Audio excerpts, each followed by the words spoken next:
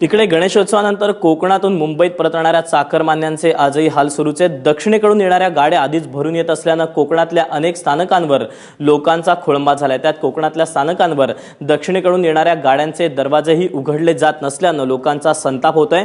म्हणून कोकण रेल्वे आहे कोणासाठी असाही प्रश्न लोक विचारतायत। रेल्वेचे अधिकारी याबाबत उदासीन आहेत। पोलिसांकडे कोणतेही नियोजन नाहीये, त्यामुळेच केवळ जादा गाड्या सोडून लोकांचे हाल संपत नाहीयेत।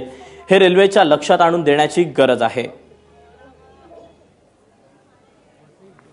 पोलीस लोक यायला पाहिजे ना बाबा, गाडी आली प्रत्येक पोलिसांनी तिथे येऊन उभं राहायला पाहिजे ना, आणि त्या मुलांना हाकलायला पाहिजे ना। पेशंटला पब्लिकला अगोदर चढू द्या, ती मुलं काय म्हणून दरवाजा अडवून ठेवतात। पोलीस लोक कोण नाही, एका बाजूला पोलीस लोक, एकाच दरवाजाजवळ 5-6 पोलीस लोक आराम के साथ उभी होती। पण जेव्हा गाडी येते त्यावेळेला त्या लोकांनी दरवाजाजवळ यायला पाहिजे ना, की पब्लिक लोकांना आतमध्ये जाऊन द्यायला पाहिजे। ते नाही करत ते लोक, एकाच डब्यामध्ये सगळे पोलीस लोक उभे होते दरवाजाजवळ। हे काय आरामदायक कारभार झाला ना हा। आता काय एवढी गर्दी काय चढाय तरी खोद होते का? ते दरवाजा खोलत नाही माणसं, विचार करा ना। कसं चालणार मी मुंबईला, सांगा ना।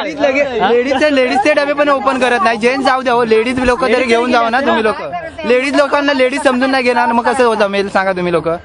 काय पडते, दरवाजा एकही ओपन नव्हता, दरवाजे सर्व बंद होते, लगेच पण बंद, सर्व बंद दरवाजे होते। मग दरवाजे तर ओपन ठेवा ना तुम्ही, तर पब्लिक तोडू शकता ना आतमध्ये।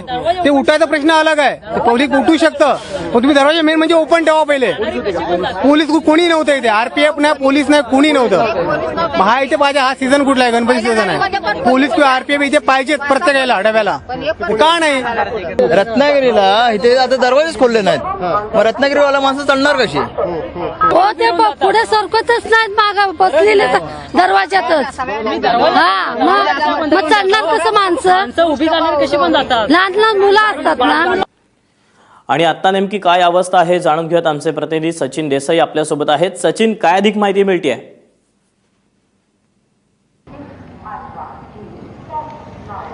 5 आणि 6 दिवसांच्या गणेश बाप्पांचं विसर्जन झालंय आणि लाखोंच्या संख्येनं गणेशोत्सवासाठी जो चाकरमानी कोकणामध्ये आला होता त्याचा आता परतीचा प्रवास सुरू झालाय। मात्र याचा हा परतीचा प्रवास अतिशय खडतर बनतोय।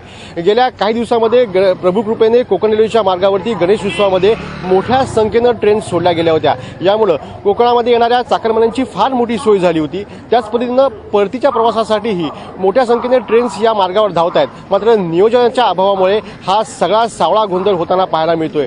जो लाखोंच्या संख्येनं चाकरमानी रत्नागिरी आणि सिंधुदुर्गातून मुंबईच्या दिशेने निघालाय, याला मात्र या ट्रेन्समध्ये जागा मिळत नाहीयेत।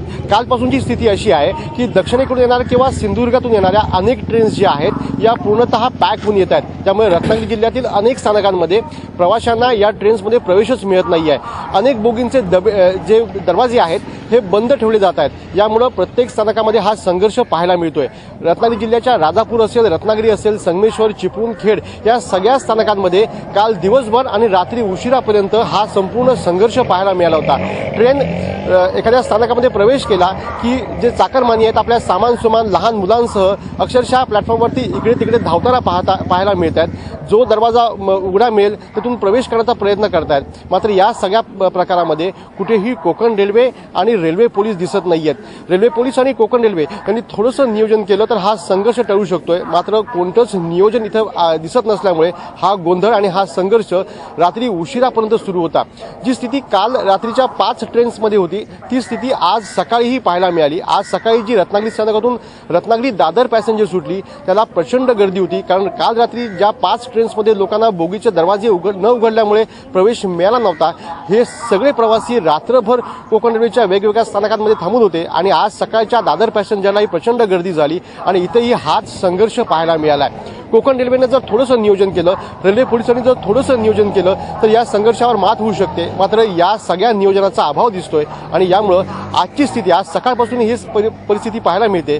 थोडंसं नियोजन केलं गेलं तर हा संघर्ष कमी होऊ शकतो।